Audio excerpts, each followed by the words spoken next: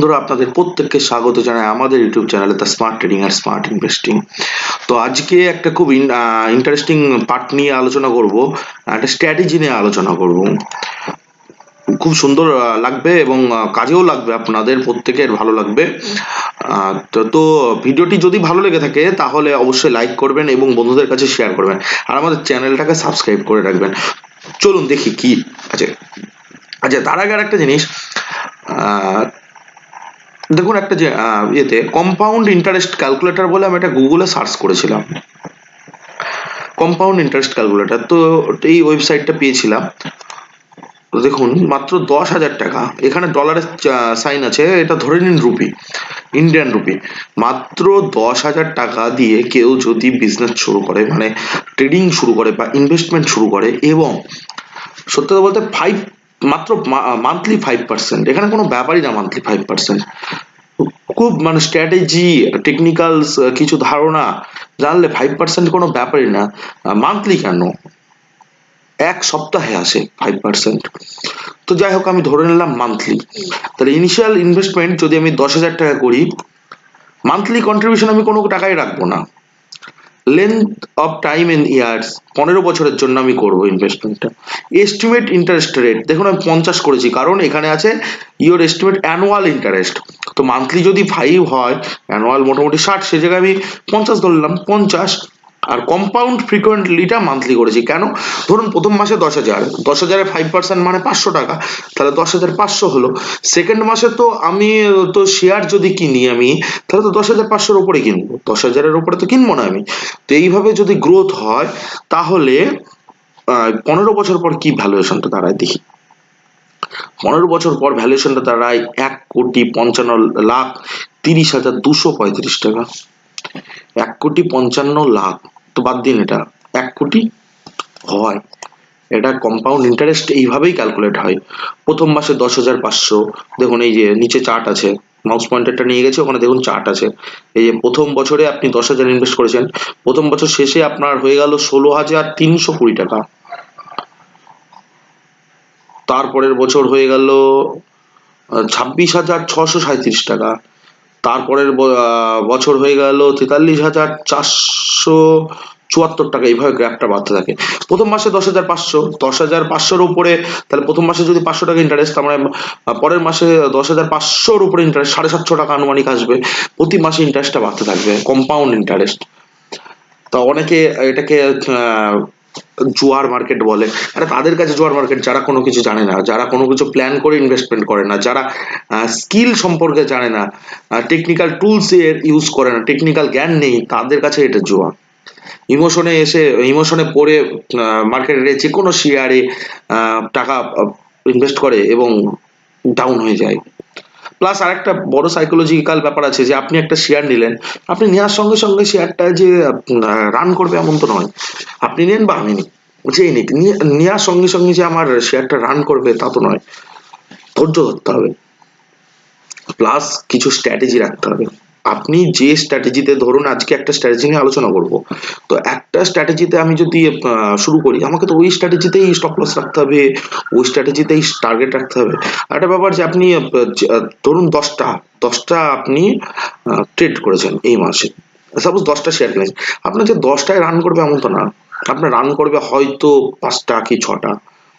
আপনাকে বাকিগুলো স্টপ লসে বেরিয়ে আসতে হবে, সেই টাকা দিয়ে যেগুলো রান করেছে সেটাতে ইনভেস্ট করতে হবে। এগুলো সিস্টেম, এগুলো স্ট্র্যাটেজি, এগুলো পালন করতে হবে। আপনি পালন করুন, আপনি নিজে বুঝতে পারবেন, কাউকে গ্যারান্টি দিতে হবে না। কখনোই জোয়া না এটা, এখানে হিউজ ইনকাম করা যায়। একটা স্ট্র্যাটেজি নিয়ে দেখবো, সাপোজ এটা কাডিলা হেলথ, যে কোনো শেয়ারের নাম বললে হয়ে যাবে, যে কোনো স্টকের নাম বললে হয়ে যাবে। যেমন এখানে একটা স্ট্র্যাটেজি নিয়ে দেখি কি হয়। এখানে শেয়ারটা ডিভাইডেড হয়েছিল তার জন্য। আচ্ছা, সাপোজ যে স্ট্র্যাটেজিটা, এগুলো মুভিং অ্যাভারেজ কি বৃত্তান্ত, এগুলো পরে আলোচনা হবে, তার আগে আমার মনে হলো একটা স্ট্র্যাটেজি বলে দিই, তার জন্য করলাম। তো এখানে দুটো যে লাইন দেখছেন, এটা moving average, exponential moving average, EMA. একটা হচ্ছে এই যে এটা 50, আর নিচেরটা 20। একটা বড় টাইম ফ্রেমের, একটা ছোট টাইম ফ্রেমের মুভিং অ্যাভারেজ। এখন এই মুভিং অ্যাভারেজ থেকে একটা স্ট্র্যাটেজি বানানো যায়। সিম্পল, যেটাকে বলে moving average crossover. Moving average ক্রসওভারে আমি যদি বাই করি, আমাকে তাহলে সেল করার সময় অবশ্যই মুভিং অ্যাভারেজ ক্রসওভারে সেল করতে হবে। স্টপ লস কি করে রাখবো সেগুলো সবই শিখবো। তাহলে একটা জিনিস, মার্কেট যখন ধরুন এই পোর্শনে, এই যখন ডাউন ট্রেন্ডে থাকে, এই টাইমটা 1 ডে আছে, আচ্ছা আমি এটা 1 আওয়ার্স করে দিই, 1 ঘন্টা করে দিই। আসলে সুইং ট্রেড, এগুলো সুইং ট্রেডের জন্য খুব ভালো, মানে শর্ট টার্ম, একেবারে আল্ট্রা শর্ট টার্ম না, শর্ট টার্ম, মোটামুটি 1 সপ্তাহ 2 সপ্তাহ ট্রেডের জন্য 1 ঘন্টার টাইম ফ্রেম খুব গুরুত্বপূর্ণ। ধরুন 1 ঘন্টার ক্যান্ডেলে কাজ করব। দেখেন একটা জিনিস লক্ষ্য করুন, এই যে এই যেটা হালকা আচ্ছা সবুজ আর হালকা ধরুন নীল, দুটো যে দাগ, একটা হচ্ছে 50 EMA আর একটা 20 EMA আর একটা 50 EMA। একটা প্রাইস দেখুন, বড় টাইম ফ্রেমটার নিচে যখন ছোট বড় টাইম ফ্রেমের যে ইএমএ, অর্থাৎ 50 EMA এর নিচে যখন 20 EMA থাকে, তখন দেখুন বিয়ারিশ মার্কেট থাকে, মার্কেট ডাউনে থাকে। আবার উল্টো যখন 50টা 20টা আবার 50-এর উপরে চলে যায়, তখন থাকে আপ ট্রেন্ডে, তখন আপ ট্রেন্ড শুরু হয়। তাহলে আমি যদি এটা নিয়ে স্ট্র্যাটেজি বানাই, আমি দেখছি এই জায়গাটায় ডাউনে আছে, ভালো, ঠিক আছে। এই জায়গাটা দেখা যাচ্ছে ক্রস ওভার হচ্ছে, এই পয়েন্টটা আমাকে ক্রস ওভার পয়েন্টটা লক্ষ্য রাখতে হবে। ক্রস ওভার পয়েন্টটা এই পোর্শনটাই ক্রস ওভার হচ্ছে, এই যে এই পোর্শনটাই ক্রস ওভার হচ্ছে। এই ক্রস ওভার যখন হয়, যখন ছোট টাইম ফ্রেম এর ইএমএ, এটা 20 আর 50 লাগিয়েছি, আপনি চাইলে 15 এবং 30ও রাখতে পারেন, সেটা আপনার ব্যাপার কি রাখবেন। তো আমি 20 আর 50 রেখেছি। এই জায়গাটায় দেখুন মুভিং অ্যাভারেজটা ক্রস ওভার করছে ছোট টাইম ফ্রেমটা বড় টাইম ফ্রেম দিয়ে। এখানটাই আমি দেখে নেবো ক্যান্ডেল কি বানিয়েছে, ক্যান্ডেলটাও শিখবো আস্তে আস্তে। দেখুন মার্কেট ডাউনে ছিল এই জায়গাটায়, খুব সুন্দর একটা গ্রিন ক্যান্ডেল হয়েছে, এই যে পরপর দুটো, মানে এই কয়দিনের যে রেঞ্জ বাউন্ড ছিল, এই যে সেটাকে ব্রেকআউট দিয়েছে, প্লাস চলছে এই জায়গাটা মুভিং অ্যাভারেজ ক্রস ওভার হয়েছে। তাহলে আমি এইখানটায় যদি এন্ট্রি নিই, আমার এন্ট্রি পয়েন্ট এই যে দেখুন 440 টাকা, এন্ট্রি পয়েন্ট 440 টাকা। তাহলে আমি মুভিং অ্যাভারেজের ক্রস ওভারে আমি এন্ট্রি নিলাম। আমি কোন জায়গায় বেচবো? সেম মুভিং অ্যাভারেজের ক্রস ওভারের কাছে বেচবো। যখন আমি এখানে নিলাম, ছোট টাইম ফ্রেমটা বড় টাইম ফ্রেমটাকে ক্রস ওভার করছে, নেব, তখন নিলাম। তাহলে আমি বিক্রি করার সময় যখন সেল করব, তখন আমি ছোট টাইম ফ্রেমটা যখন বড় টাইম ফ্রেমকে নিচের দিকে ক্রস ওভার করবে, তখন বেচবো। চলুন দেখা যাক কোন জায়গায় করেছে। 440 আমি কিনেছি, এখানটাও ক্রস ওভার করেনি, আমি এখানটাও বেচবো না, এটা আমার ডিসিপ্লিন। হতে পারে এর থেকে কম দামেও পরে বেচতে হতে পারে, কিন্তু বেচবো না। দেখা যাক দেখা যাক দেখা যাক, এখনো ক্রস ওভার করেনি, এখনো ক্রস ওভার করেনি, এই জায়গাটায় ক্রস ওভার, তাও করেনি বললেই চলে, তাও করেনি, তাও করেনি, এখনো ক্রস ওভার করেনি, এখনো ক্রস ওভার করেনি, এই যে ফাইনালি ক্রস ওভার করলো এই জায়গাটায়, এই যে এই পয়েন্টটায়। তাহলে 400 টাকা দিয়ে আমি কিনে, আমি এই পয়েন্টটার ভ্যালুয়েশন হচ্ছে, এই পয়েন্টটার ভ্যালুয়েশন 600 হলে আমি বাই করেছিলাম 444 টাকায়। এই যে এই পয়েন্টটাতে মুভিং অ্যাভারেজ ক্রস ওভার দিয়েছিল, এই পয়েন্টটাতে, এই যে 1 ঘন্টার ক্যান্ডেল, এই জায়গাটা কত তারিখে ছিল, এটা ছিল 30/3, মার্চের 30 তারিখ, এই জায়গাটায় 10টা 15-র সময় ক্রস ওভার দিয়েছিল এই পয়েন্টটাই। এখানটা একটা হরাইজন্টাল লাইন লাগিয়ে দিই, এই যে হরাইজন্টাল লাইন, এই যে এই লাইনটাতে আমি বাই করেছি, সরি এই ভ্যালুটা ছিল 429 টাকা, 429 টাকায় এই জায়গাটা প্রাইসটা নেমেছে, কিন্তু মুভিং অ্যাভারেজ নামেনি, আমি বেচবো না। আমি যেহেতু মুভিং অ্যাভারেজ ক্রস ওভারের উপর বাই করেছি, সেহেতু আমি মুভিং অ্যাভারেজেই আমি ক্রসওভারেই আমি সেল করব। উপরের দিকে ক্রসওভার হচ্ছে আমি বাই করলাম, নিচের দিকে ক্রসওভার হলে আমি তখনকার সেল করব, তার আগে সেল করব না। এবার এই যে এইগুলো তো মার্কেট নেমেছে, মার্কেট নামেনি তার না, ভয় পেয়ে এখানে সেল করাটা ঠিক হবে না। যেহেতু আমি ক্রসওভারে নিয়েছি, যতক্ষণ না এই শর্ট টাইম ছোট টাইমের টাইম ফ্রেমের ইএমএটা বড় টাইমের ফ্রেমের ইএমএ কে ক্রসওভার না করবে ততক্ষণ আমি বেচবো না। আমি বরঞ্চ এই কারেকশন গুলোতে আমি আরো বেশি পরিমাণে অ্যাড করব কোয়ান্টিটি। সাপোজ খারাপ স্টক গুলো থেকে এক্সিট করে এখানটা আমি আরো বেশি কোয়ান্টিটি অ্যাড করব, এই জায়গাটা আরো বেশি কোয়ান্টিটি অ্যাড করব, এইভাবে রাইট করতে হবে। এই যে এই জায়গাটায় কোয়ান্টিটি আমি অ্যাড করব, ফাইনালি আমি এখানটাও বিক্রি করব না, এখানটাও বিক্রি করব না, এই জায়গাটায় ফাইনালি মুভিং অ্যাভারেজ ক্রসওভার দিয়েছে, এই যে এই পয়েন্টটায়, তার মানে এই পয়েন্টটা এই জায়গাটায়, এই ভ্যালুয়েশনটা 630 টাকা, 630 টাকা এই জায়গাটা মুভিং অ্যাভারেজ ক্রসওভার দিয়েছে, আমি বিক্রি করে দেবো। আবার যখন ক্রসওভার এই যে এই পয়েন্টটাতে হচ্ছে আমি এখানটা কিনবো, এখানটায় বিক্রি করতে হচ্ছে আমাকে, এই জায়গাটা স্টপ লস হিট হবে, স্টপ লস হিট হবে এই জায়গাটায়। এটা বাইং এর ক্ষেত্রে গেল, স্টপ লস তো হিট হবে সবসময়, যে আপনার প্রতিটা সৌদা প্রতিটা বেট যে আপনার সঠিক হবে এমন তো না। স্টপ লস হিট হবে, টার্গেট হিট হবে, শুধু একটা জিনিস রাখতে হবে স্টপ লস।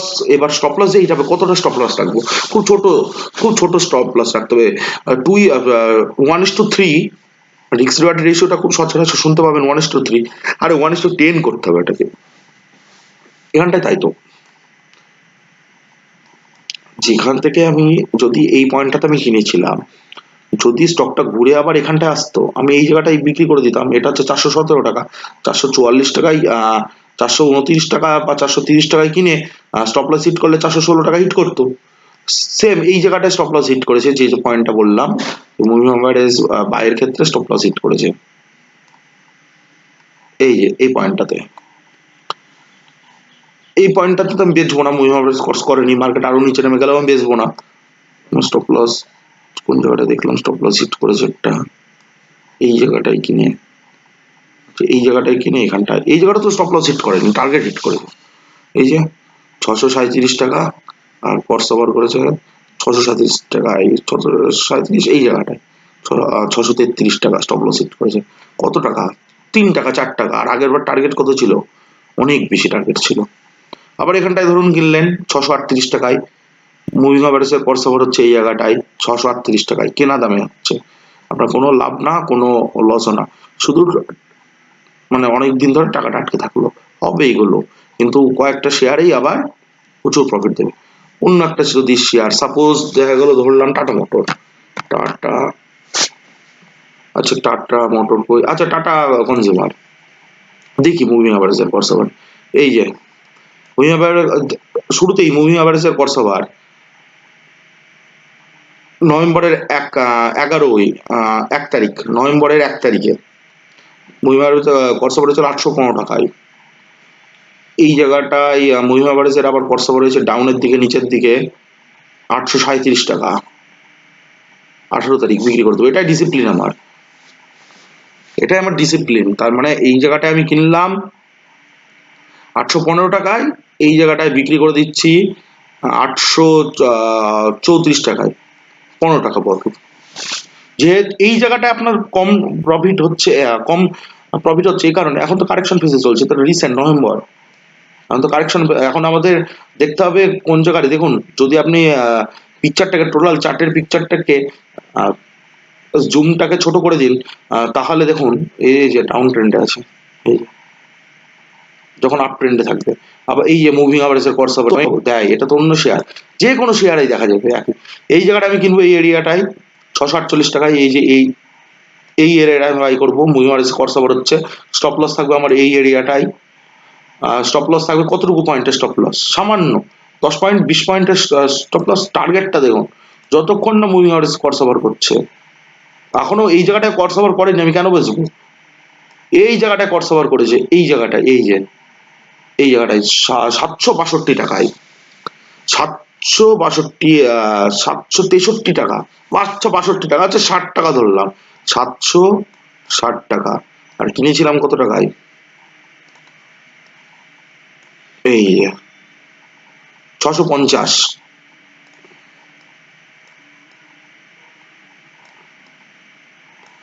650 টাকা কিনেছিলাম। স্টপ লস কত, স্টপ লস এই পয়েন্টটা, এটা কত হবে স্টপ লসটা দেখি, মাত্র 640 টাকা, 10 টাকা স্টপ লস ছিল, 640 টাকা স্টপ লস ছিল। স্টপ লস কি বৃত্তান্ত এগুলো নিয়ে পরে ভিডিও আসবে।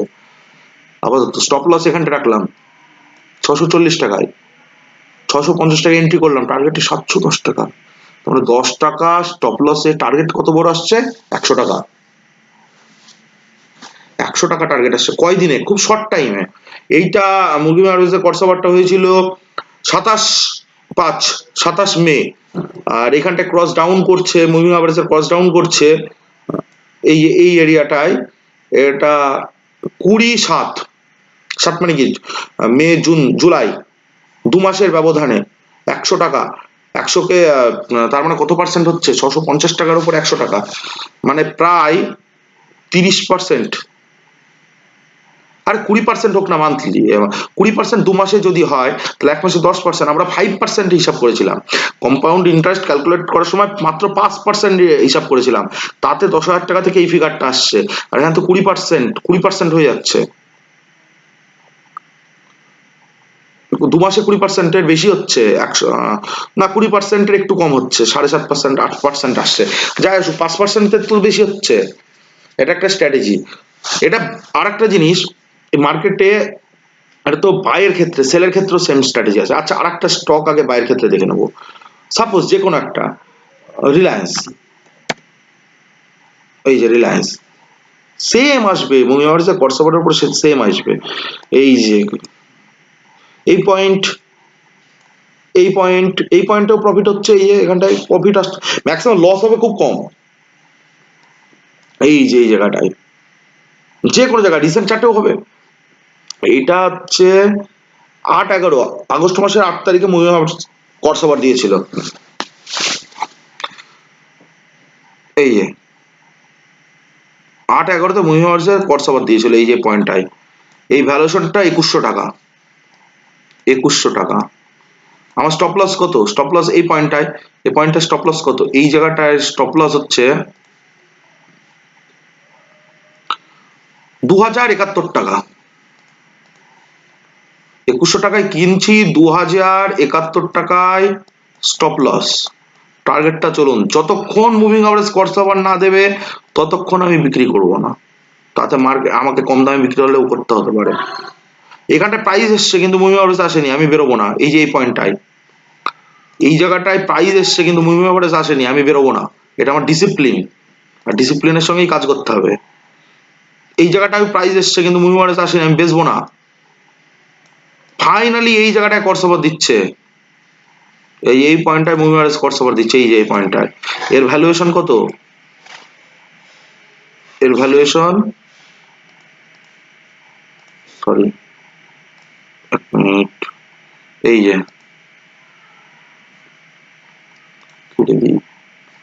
2665 টাকা, তাহলে আমি কিনেছিলাম 2100 টাকায়, 2076 টাকা স্টপ লস ছিল, 75ই ধরুন, আর প্রায় 2600 টাকার কাছাকাছি আমি বিক্রি করছি, 2600 টাকা, মাত্র 25 টাকা এখানে স্টপ লস ছিল, মাত্র 25 টাকা, টার্গেটটা কত, 500 টাকা। তো এই মুভিং অ্যাভারেজের কটসভারের উপরে বাইং এর দিক থেকে ভালো ট্রেড নেওয়া যায়। এবার একটা ব্যাপার আছে যে 1 ঘন্টার টাইম ফ্রেম, 1 ঘন্টার টাইম ফ্রেমে আমি যদি ভাবি যে 1 বছর ধরে রিটার্ন দিয়ে যাবে, তা তো না, যেরকম টাইম ফ্রেমে 1 ঘন্টার টাইম ফ্রেমে 1 ঘন্টার টাইম ফ্রেমের মতো রিটার্ন দেবে, তার এফেক্ট থাকবে সেই রকম। এটা যদি ডেলি ক্যান্ডেল হতো, ডেলি ক্যান্ডেলের ওপরে যদি আমি মুভিং অ্যাভারেজের কটসভারের, এই যে শুরুতেই পেয়ে গেছি, এই যে এই জায়গাটায় মুভিং অ্যাভারেজ কোর্স করেছিল, এই যে এই পয়েন্টটায়, পয়েন্টের রেঞ্জ কত ছিল, 2100 টাকা, এই যে 2100 টাকা, মুভিং অ্যাভারেজ এই যে এইখানটায় মুভিং অ্যাভারেজ জাস্ট ছুঁয়েছে, আমি চাইলে এখানটা এক্সিট করে নেবো, এই পয়েন্টটায় কি এই পয়েন্টটা এক্সিট করে নিলাম, অসুবিধা কি? যেহেতু একটা উম, এই জায়গাটায় করব না, আগের এই ক্যান্ডেল গুলোতে করবো না, তখন ক্রস ওভার করেছিল না, এখন মোটামুটি একটা ক্রস ওভারের মতন জায়গায় এসছে, আমি এখানে এক্সিট করে নেবো। পরে যদি আবার রান করে এখান থেকে, তখন আমি আবার এন্ট্রি নেবো বুমিমারেজের উপরে, সিম্পল। তাহলে এটা 2100 টাকা, আমি যদি এখানটাও বিক্রি করে দিই তাহলে 2400 টাকা, তাহলে 300 টাকা প্রফিট। কতটুকু টাইমে?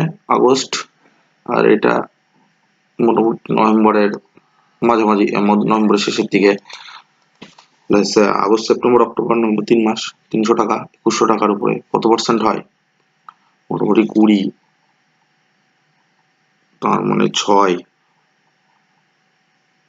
15, 15%, 5%। আবার শর্ট টার্মের জন্য যথেষ্ট, এনাফ। এবার এগুলো হচ্ছে স্টপ লস কোথায় রাখতাম? এই জায়গাটা স্টপ লস এই এরিয়াতে রাখতাম, তাহলে 2100 টাকার নিচে এই এরিয়াটায় রাখতাম। 2050 এরকম আসতো টার্গেট। কত? যে কোনো টাইম ফ্রেমে, যে কোনো চার্টে, যেমন নিফটির ক্ষেত্রেও হবে, Nifty 50, Nifty 50 indexes, sorry, Nifty, এই যে নিফটি, যে কোনো টাইম ফ্রেমে যে কোনো জায়গায় হবে মুভিং অ্যাভারেজের উপরে ক্রস ওভারে, যদি মনে করি এই যে মুভিং অ্যাভারেজ ক্রস ওভার হয়েছে, কত দূর গেছে? তারপর এই পয়েন্টটাই ক্রস ওভার হয়েছিল, এই পয়েন্টটাই ক্রস ওভার হয়েছিল 14,675। এই এখনকার ক্রস ওভারের মতন নিচ্ছে, ক্রস ডাউন নিচের দিকে দিচ্ছে, এই যে নিচের দিকে কাটার চেষ্টা করছে, প্রায় কেটে গেছে। এই যে আমি এখানে সেল করে দেবো। আর নিফটি তো ওইভাবে কেনা যায় না, নিফটি আমাকে অপশন কিনতে হবে অথবা ফিউচার কিনতে হবে। মানে এমনি জাস্ট এক্সাম্পলের জন্য বলছি। এই যে 17,000, সাপোজ এটা যদি স্টক হতো, আমি কিনতাম কত? এই ক্যান্ডেলে যদি কিনতাম 14,900, এখানে বেচতাম। এটা হচ্ছে বাইং এর ক্ষেত্রে। এই যে সব জায়গায় যেখানে যেখানে মুভিং অ্যাভারেজ ক্রস ওভার হয়েছে সেখানে সেখানে রাইজ হয়েছে। সেলিং এর ক্ষেত্রে, আচ্ছা নিফটি থেকে শুরু করি সেল, এই যে পেয়ে গেছি, এই এই জায়গাটা ক্রস নিচের দিকে যাচ্ছে, তার মানে এখানে সেলিং পজিশন নিতে হবে। এখানে যদি সেল করি আমি এই পয়েন্টটায় 1100, মার্কেটে শুধু বাই করেই যে এই করতে হবে তা তো না, সেলও তো করা যায়। অপশন বা অপশন সেল করতে পারি আমি, বা হচ্ছে পুট কিনতে পারি। যদি ডাউনের দিকে থাকে আমি পুট কিনবো, বা হচ্ছে কল সেল করবো, সেগুলো পরে আসবে কখন কোনটা করতে হয়। তাহলে এই পয়েন্টের উপরে যদি আমি সেল করি 11,829, এই এখানটায় করছে আবার উপরে দিকে যাচ্ছে, আমি এখানটা পিক করে দেবো এই ক্যান্ডেলটাই 10,345। কারণ আমি সেল করলাম প্রায় 1,000 পয়েন্ট, 1,000-এর বেশি, প্রায় 1,500 পয়েন্ট। এই যে সেম এই জায়গাটায় যদি আমি এখানটায় সেল করি, তারপর আবার এই জায়গাটাই মুভমেন্ট নিয়েছে, এরকম পজিশনে বাই করতে হবে। এই জায়গাটা একটু ছোট হয়ে যাচ্ছে, মাঝে মাঝে হবে এরকম। এই জায়গাটায় ক্রস ওভার হয়ে যাচ্ছে, এই জায়গাটায় ক্রস ওভার, এই যে ক্রস, এই জায়গাটায় উপরের দিকে, তার মানে পজিশন আমাকে বাইং করতে হবে। এই যে এই জায়গাটায় 10,860, এই এখনো হয়নি, এই জায়গাটায় হয়েছে ক্রস ওভার, এই পোর্শনে ক্রস ওভার হয়নি, এই যে এই পোর্শনটা ক্রস ওভার হয়নি, ক্রস ওভার হয়েছে এই পোর্শনটায়। এই পোর্শনের রেট কত? এই পোর্শনের রেট হচ্ছে 11,600। তাহলে আমি বাই করলাম 10,800, 11,600-তে সেল করছি 1,000 পয়েন্ট। যে কোনো, এটা যদি অন্য স্টক নিই আমি, যে কোনো একটা স্টক, সিপলা,